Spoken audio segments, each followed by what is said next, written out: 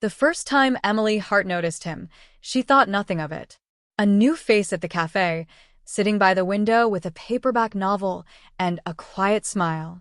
He ordered the same drink every time, black coffee, no sugar, and always tipped generously. His name, as she would later learn, was Ryan Cole.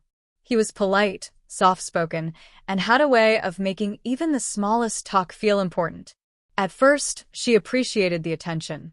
It wasn't unusual for regulars to strike up friendly conversations with her, but there was something different about Ryan, something she couldn't quite place. He started coming in more often, then every day. He learned her schedule, her favorite songs, even how she liked her tea when she wasn't in the mood for coffee. He laughed at her jokes, remembered details she'd forgotten she'd ever told him. When he asked her out one evening, she hesitated, not because she didn't like him, but because there was a weight in his gaze that made her uneasy. She politely declined, saying she was seeing someone else. It wasn't true, but it was easier than saying she wasn't interested. Ryan's smile faltered, but only for a moment. "Of course," he said lightly. "Maybe another time." But another time never came. And that was when everything began to change. At first, it was subtle. She noticed him standing across the street from her apartment one night as she locked up.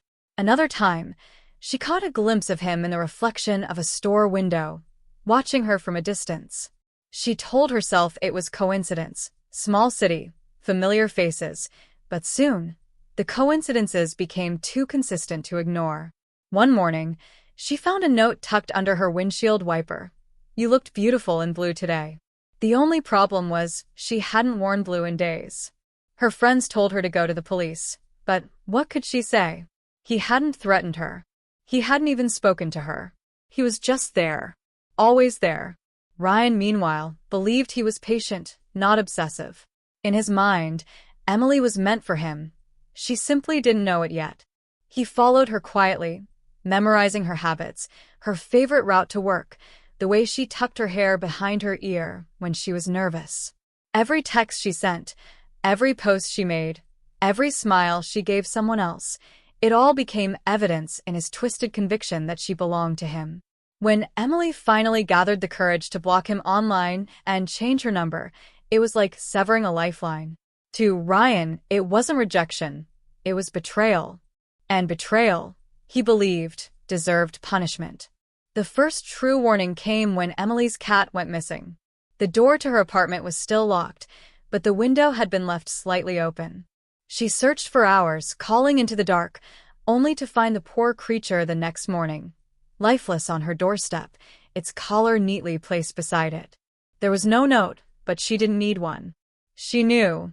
She moved apartments the following week, changing locks, switching jobs, even altering her appearance. But Ryan was methodical, patient, and obsessed.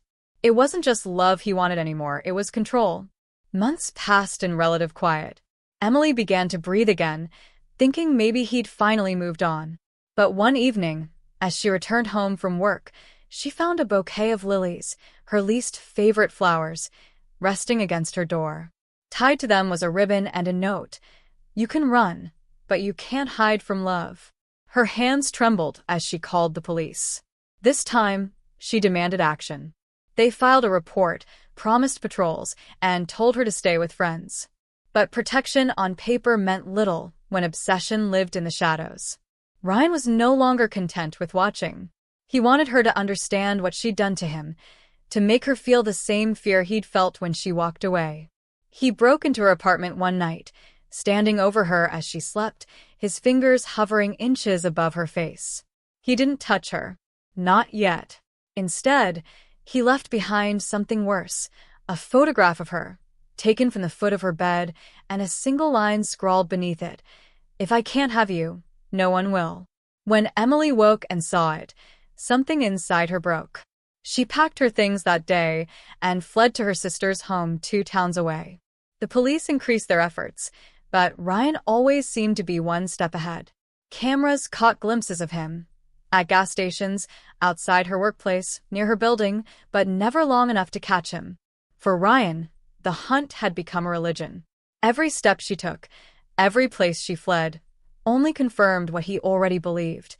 They were bound together, and fate would not be denied.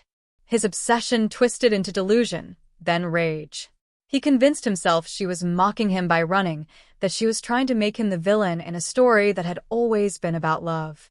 The night everything ended was stormy. Thunder rolled over the city like a warning, and the streets glistened with rain.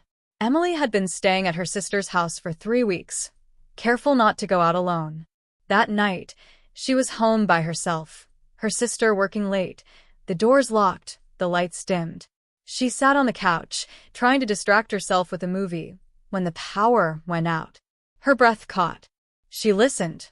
Nothing but the rain. She reached for her phone, but the screen flickered, then died. And in the faint reflection of the window, she saw movement, a shadow passing by outside. Her heart pounded as she grabbed the kitchen knife and whispered to herself to stay calm. But when she turned toward the hallway, he was already there. Ryan stood soaked from the rain, eyes hollow and unrecognizable. "You shouldn't have run," he whispered. "We were supposed to be together." Emily backed away, her voice trembling. "Please, just go. You don't have to do this." He stepped closer, his voice breaking. "I gave you everything. You made me into this." Lightning flashed, illuminating the knife in his hand. In that moment, the air seemed to freeze. What happened next was a blur, a scream, the sound of struggle, the crash of glass. When the police arrived hours later, responding to a frantic neighbor's call, they found Ryan on the floor, his body twisted beneath the broken window, a fatal wound in his chest. Emily sat in the corner, her clothes stained with blood, staring blankly at the rain outside. In the days that followed, reporters would write headlines about obsession, about warning signs ignored, about a love that turned into madness. But Emily never read them. She couldn't. Every flash of lightning reminded her of that night, of the face that once smiled across a cafe table and later stared at her through the dark. And though he was gone, the echo of his words lingered like a curse, "If I can't have you." The weeks after Ryan's death passed in a blur of numb silence. Emily couldn't sleep without the lights on, couldn't stand the sound of footsteps behind her. Even in a grocery store, her heart would leap into her throat. She moved through her days like a ghost, mechanically doing what needed to be done, but never really living. The news called it a tragic end to a case of obsession, but to her, it didn't feel like an ending. It felt like a shadow that refused to lift. It didn't help that strange things began happening again. A text from an unknown number. "Do you miss me yet?" A voicemail, just static and the faint sound of breathing. One night, when she came home from therapy, the front door was slightly ajar. Inside, nothing was stolen, but on the kitchen counter, there was a cup of black coffee. No sugar. Her therapist told her it was likely trauma, manifestations of paranoia. But Emily knew the difference between imagination and memory. The coffee was real. The message was real. Someone was still out there. She began to dig into Ryan's life, trying to find closure, something to prove that he was truly gone. The police report confirmed he'd died instantly from the fall, and she had seen his body herself that night, twisted and pale under the rain. But when she asked about his belongings, she learned something that made her blood run cold. Not everything had been recovered. Ryan had kept journals, dozens of them, filled with detailed entries about her, photographs, even items he'd stolen from her apartment. They'd only found a few. The rest were missing. A detective told her they'd probably been destroyed in the chaos, but Emily wasn't convinced. Someone had taken them. Someone who knew where Ryan lived. Someone who wanted them gone. She started receiving letters in the mail a few weeks later. The first one was short, printed, with no return address. "He wasn't the only one who loved you." The second came 3 days later. "You never understood him. But I do." Emily's hands shook as she read it. It wasn't Ryan's handwriting, but whoever wrote it knew things they shouldn't. The way she locked her doors 3 times every night. The nightmares she had about the sound of rain. Even the name of her therapist. It dawned on her then that maybe Ryan hadn't been working alone. Maybe someone had been watching both of them, feeding his obsession, encouraging it. Desperate for answers, she returned to the cafe, where they first met. The place had changed, new owners, new decor, but as she sat by the window, she felt a cold familiarity. The barista brought her a coffee and smiled kindly. He was young, polite, and wore a name tag that said Tom. When she paid and turned to leave, something caught her eye. On the counter, near the cash register, sat a photograph in a small frame. A group picture of the cafe staff from years ago, before the remodel. Ryan was in it, and standing beside him, smiling with an arm around his shoulder, was Tom. The cup in her hand slipped, shattering on the floor. Tom looked up, startled. "Are you okay?" She nodded stiffly, backing toward the door. I have to go." That night, she didn't sleep. She sat in her living room, clutching a kitchen knife, every sound amplified in her mind. Around midnight, her phone buzzed with a new message. No number, just words. "You finally remembered me." Her breath hitched. Her trembling fingers tapped the screen. "Who is this?" The reply came instantly. "You should have picked him. But maybe you'll pick me instead." Her heart pounded as she stared at the text, trying to convince herself it was a cruel prank. But then she heard it, a faint, deliberate knock on the door. Once. Twice. 3 times. She didn't move. Another knock. Then silence.